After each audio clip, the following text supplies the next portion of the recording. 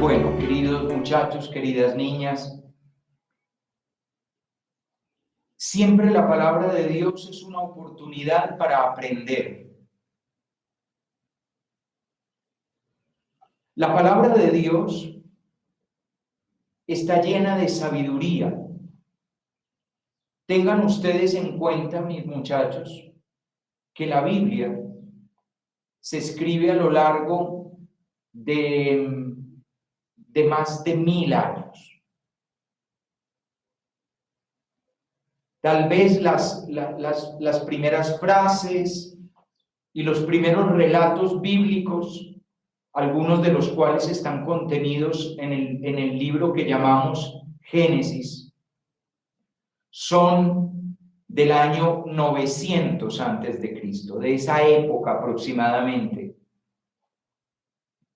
Es posible que estemos hablando de que las primeras páginas escritas, porque ustedes tengan en cuenta que la historia del amor de Dios por el pueblo de Israel durante muchos siglos todavía no tenía letra, sino que era algo que se transmitía de boca en boca por tradición oral y que fundamentalmente eran las personas mayores las que reunían a las más jóvenes para transmitirles la riqueza de su cultura, de lo que ellos tenían en la mente y en el corazón. Y más o menos hacia el final del reinado de David o durante el reinado de Salomón, en esa época de alrededor del 900, se comienza a escribir. Y las últimas páginas de la Biblia, que creemos que son las del libro del Apocalipsis, están cerca del año 100 o alrededor del año 100 de nuestra era, es decir, después de Cristo. Si ustedes se fijan bien, son unos 1000 años de literatura y de teología y de reflexión y de espiritualidad. En 1000 años pasan muchas cosas. En 1000 años la humanidad aprende muchas lecciones y en 1000 años hay mucha sabiduría.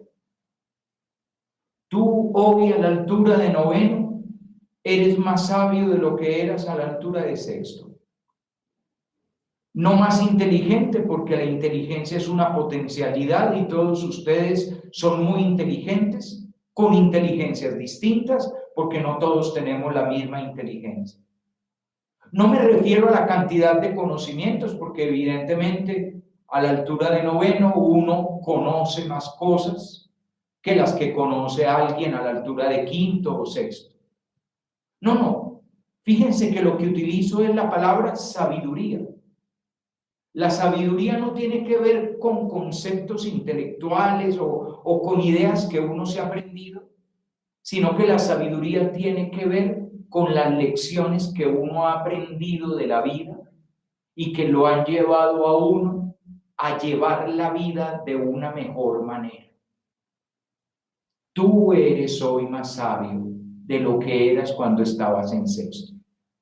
También haces locuras y por eso seguirás creciendo. Y muy posiblemente cuando tengas 30 años serás mucho más sabio de lo que eras cuando estabas en noveno. Y el tú de 30 años dirá: uy, ¿cómo hice sufrir a mi mamá? Uy, esos pobres profesores. Uy, aquellas cosas que yo hacía o que yo cometía. Porque los años te reposarán el alma. Los años te iluminarán la mente. Los años te darán capacidad de reflexión y de meditación. Aprenderás de tus errores, a veces dolorosísimos errores. Aprenderás de equivocaciones que a lo mejor hayan tenido un grandísimo costo. Y todo eso te irá haciendo un hombre más sabio, una mujer más sabia. Ahora, si en apenas 30 años o 40 o 50 el ser humano aprende a ser un poco más prudente y un poco más capaz de manejar mejor su vida y de pensar mejor y sentir mejor y expresar mejor. ¿Tú te imaginas 1000 años? La palabra de Dios tiene una gran sabiduría. No la desprecies. No la oigas como una idea que siempre has oído, una frase religiosa. Y como uno a veces tiene como unas peleitas con lo religioso, entonces, ¿eso para qué? Eso como que, ¿cómo para qué? Para aprender a vivir. La palabra de Dios lo que quiere es apoyarte a vivir. Hoy hay 2 lindas claves y yo quiero que ustedes se fijen en esas 2 lindas claves. La primera que podríamos llamar es el triunfo de la alegría en el dolor. Y la segunda es la clave para encontrar alegría en el dolor. Y vienen muy bien a lo que estamos viviendo en todos estos tiempos. Porque muchachos, seamos sinceros, desde el 16 de marzo del año pasado, cuando nos encerraron y comenzó toda esta tragedia, estamos viviendo y sintiendo dolor. Dolor de diferente tipo. Dolor de las personas que se enferman o que se mueren. Dolor del miedo de un contagio. Dolor de situaciones económicas de la familia, sea de familia cercana o de mi propia familia. Dolor de ver recortadas unas libertades que antes teníamos y que ahora no podemos tener. Dolor de experiencias que no hemos podido vivir, de cosas que habríamos deseado poder experimentar y resulta que no, por toda esta situación que estamos, eso se ha visto restringido, limitado. Nosotros mismos nos hemos visto limitados. Nada ha vuelto a la normalidad, nada es normal. Y para colmo está el dolor de nuestro país, está el dolor de cada golpeado y de cada porreado y de cada saqueo y de cada vandalización y de cada persona agredida y de cada persona reprimida violentamente, el dolor al fin de cuentas, de una sociedad tan inequitativa como la nuestra y tan injusta y con los índices de pobreza disparados, en parte porque Colombia es un país inequitativo y en parte porque la pandemia todo lo agravó. ¿Y qué? ¿Nos vamos a quedar con el dolor? Si ustedes se fijan en el primer texto que leímos, es la historia de lo que significaba ser cristiano. Hoy saben por qué es tan fácil de alguna manera uno como pelearse con su fe cristiana y sobre todo a la edad de ustedes. Sencillo, porque no cuesta nada ser cristiano. Porque hoy en día ser cristiano no supone un riesgo, ni un desgaste, ni un esfuerzo, ni un sacrificio, ni una abnegación. No hay que hacer nada. No arriesgamos nada, no damos nada de nosotros. Lo poquito que podríamos dar, un rato de oración, una asistencia a una Eucaristía, eso ni siquiera realizamos ese pequeñísimo, exiguo esfuerzo. Pero durante siglos, ser cristiano era de altísimo riesgo. Durante siglos, hasta finales del siglo IV, la fe cristiana se tenía que vivir a escondidas, porque por ser cristiano te podían matar o golpear o marginar. Lo que vimos hoy en el libro de los Hechos de los Apóstoles lo representa. Pablo y Silas van a una ciudad romana llamada Filipos y en aquella ciudad romana llamada Filipos hablan de Jesús. Y por hablar de Jesús los muelen a palos y los encarcelan. ¿Y qué hacen ellos en la noche? Lamentarse, quejarse, llorar, maldecir, desconfiar de Dios, decir, Dios, ¿dónde estás? No existes, y todas esas bobadas que decimos. No, lo que hacen en la noche es orar cantando himnos. Golpeados, apaleados, amarrados, encadenados y cantan himnos con alegría. porque adentro de ellos hay algo diferente. Y ese algo diferente salva vidas. Salva la vida de un humilde carcelero que al ver que la cárcel se ha abierto por completo y cree que los presos han huido, está dispuesto a quitarse la vida.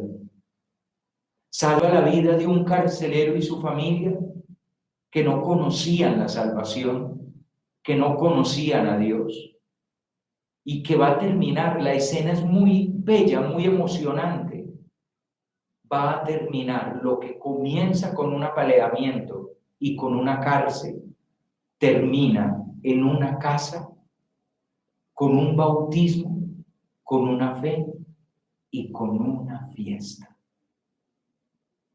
Así es como funciona Dios, muchachos. Dios funciona transformando la amargura, la tribulación, la pena, el sufrimiento y la tragedia a través de la fe en fiesta. Y culminamos en una fiesta. Nosotros queremos arrancar en la fiesta sin pasar por la fe y sin pasar por ofrecer parte de nuestro sufrimiento, sino que queremos lo descansado, lo fácil, lo cómodo, lo divertido, lo entretenido. Y como la vida no siempre es así, entonces nos sentimos estafados, y cuando nos sentimos estafados, en vez de cantar himnos, lo que hacemos es gritar rabias, rencores, reproches, quejas, lamentos y autocompasiones. ¡Ay, qué dura la vida! Si tuviéramos fe, el Evangelio dice que como un granito de mostaza, en la noche, apaleados y encadenados, podríamos cantar himnos de alabanza y haríamos temblar una cárcel y salvaríamos vidas de gente que se quiere quitar la vida. Estamos en estos días leyendo las palabras de Jesús en la cena de despedida de sus discípulos. Jesús, en la cena de despedida de sus discípulos en el Evangelio de Juan, les abre el corazón y les muestra como su testamento espiritual antes de ir a la pasión, a la muerte, a la cruz. Y hoy les dice, ustedes van a estar tristes. Y ustedes van a estar tristes porque yo ya no voy a estar con ustedes. Ese sentimiento de la ausencia de Dios provoca tristeza. Y provoca tristeza porque de alguna manera la certeza de la presencia de Dios da consuelo, da alegría, da sentido, da fortaleza, da sabiduría. Cuando uno es pequeño, que uno no tiene cuando es pequeño problema para creer en Dios, porque cuando uno es pequeño uno es menos problemático y se hace menos enredos mentales. Cuando uno es pequeño, Dios da sosiego, Dios da tranquilidad, Dios da calma.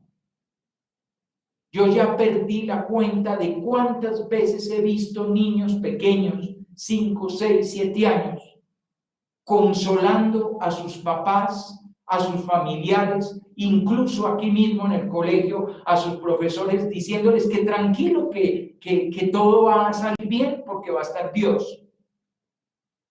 Uno piensa que las cosas deberían ser al revés, somos nosotros los grandes los que los tenemos que calmar a ellos. Y muchas veces son los niños los que justamente nos dicen que tranquilos, que todo va a estar bien. ¿Por qué? Porque la presencia de Dios conforta el alma. Pero claro, aquí lo que va a haber es ausencia, porque Jesús se va. Y se va a vivir la pasión, y eso va a ser algo muy difícil de comprender para los discípulos. Entonces van a caer en la tristeza. Y Jesús les dice, les conviene, porque de esa manera va a venir el defensor. Esto que traducen al español como defensor es la palabra paráclito. Y la palabra paráclito hace referencia al Espíritu Santo. El paráclito es el abogado, es el el que ve por mí. Es como el personero que se pone delante de mí para hablar por mí, para instruirme y para protegerme. Esa es la imagen de la palabra paráclito. No existe en español la palabra completica que logre expresar lo que la palabra griega paracletos significa. Una manera de entenderlo es el defensor, el protector, el abogado, el que consuela, el que aconseja. Todo eso es lo que significa esa presencia del Espíritu. ¿Y qué es lo que va a hacer el Espíritu? El Espíritu va a entrar en tu vida, en tu corazón, y te va a regalar paz, te va a regalar consuelo y te va a regalar alegría. ¿Y por qué? Porque va a poner las cosas en orden. ¿Y cómo va a poner las cosas en orden? Mostrando que hay pecado, que hay justicia y que hay condena. Mostrando que hay pecado. ¿En qué consiste el pecado? El pecado consiste en no creer en Jesús. Hombre, entendamos, el problema no es creer en Jesús, ¿ok? Ese no es el problema. El problema es creer en el Evangelio de Juan. No significa tener una idea de que un Dios existe. Eso no es creer, eso es ser inteligente, que es distinto. Creer en el Evangelio de Juan es tomar la decisión de unirte a Jesús para vivir la vida como la vive Jesús. Y Jesús vive la vida amando. Tú viniste a este mundo a amar. Cuando tú no vives la vida amando, no crees en Jesús. Y amando no es el amor de nosotros, interesado, mezquino, manipulador, lleno de celos, lleno de malgenios, capaz de golpear, maltratar, utilizar, aprovecharse. No, eso no es amor. Amar es amar. Y amar con amor de calidad. Amar para que tú seas mejor y los demás sean mejores. Amar no es odio, amar no es rabia, amar no es resentimiento. Amar no es rencor, amar no es injuriar, amar no es poner a caldo a los demás. Amar no es injuriar, amar no es orgullo y amar no es envidia. En el fondo, el pecado, lo que llamamos pecado, no es desobedecer una ley, como les decía yo al principio, sino que el pecado es funcionar sin amor. Y cuando el ser humano funciona sin amor, es un monstruo. Y simplemente miren las noticias y vean las monstruosidades que hace la gente cuando no está conectada al amor. Eso es lo que te va a mostrar el defensor. Al mostrarte que hay pecado, te va a enseñar una manera buena de vivir. Y en este momento necesitamos muchachos y muchachas que vivan de una manera buena. Porque la única manera de cambiar el mundo es que empecemos por cambiar nosotros. Si nos estamos esperando a que a punta de una marcha Colombia va a ser mejor, estamos fregados. Es a punta de una transformación interior, a punta de que seamos mejores personas y menos malaclasudos y menos malalechudos y menos odiadores profesionales como somos en Colombia, que tenemos una capacidad de odio infinita. No es sino ver las porquerías que se escriben en redes sociales para ver lo corrupto que está el corazón humano. Que uno de un compañero escriba lo que escribe en una red social, hay que tener demasiado intestino grueso en la cabeza para escribir esas cosas. ¿Y por qué? Porque dejamos que venza el pecado. ¿Y dónde está la inocencia en Cristo? ¿Y cuál es la prueba de que es inocente? Que está con Dios. Dicho de otra manera, que la muerte y la cruz terminan en resurrección, en vida. Y lo que quiere Dios para ti es que tengas vida, no esta vida se va a acabar. Hoy tienes 15 años, ya pronto tendrás 65, después 85, después 95 y después féretro, I'm sorry. Esta vida es una vida perecedera. Lo que Dios te quiere regalar es la vida de Él. Pero la puerta para entrar en la vida de Él es vivir con Cristo, a lo Cristo, a la manera de Cristo, que es la vida que no le hace daño ni al mundo, ni a la gente, ni a ti mismo. Y lo otro que te adelanta es que el príncipe de este mundo está condenado. ¿Quién es el príncipe de este mundo? El maligno. No tenemos cachos y cola, no. Esto no es una película del Conjuro. El maligno es la fuerza malvada que hay en el mundo y que lleva a la gente a hacer el mal. Y todos los días vemos a la gente hacer el mal. Pues muy bien, el príncipe de este mundo ha sido condenado. ¿Qué significa? Nadie que viva a la manera de eso tiene éxito. Humanamente. Puede conseguir plata, aceptado, pero es una vida destruida y una humanidad destruida y un mundo destruido. Porque el príncipe de este mundo ha sido condenado. Su proyecto no tiene futuro. Muchachos, adentro de ustedes hay gozo, pero el verdadero gozo no viene de afuera. No viene de un juego de video, no viene de algo que tengas, no viene de algo que comas, no viene de un placer que disfrutes. El verdadero gozo proviene de que tu vida valga y que la vivas con valor. Y la vivas con valor para hacerte mejor a ti, hacer mejor a los demás y hacer mejor el mundo, para salvar vidas. Así pues que esta noche, aunque te sientas apaleado por las circunstancias y golpeado por las circunstancias, ponte a cantar himnos y canta himnos con alegría. Y que tu vida entera sea un himno, dejándote llenar de la presencia del defensor, el consejero, el abogado, el protector, que viene a llenarte de alegría.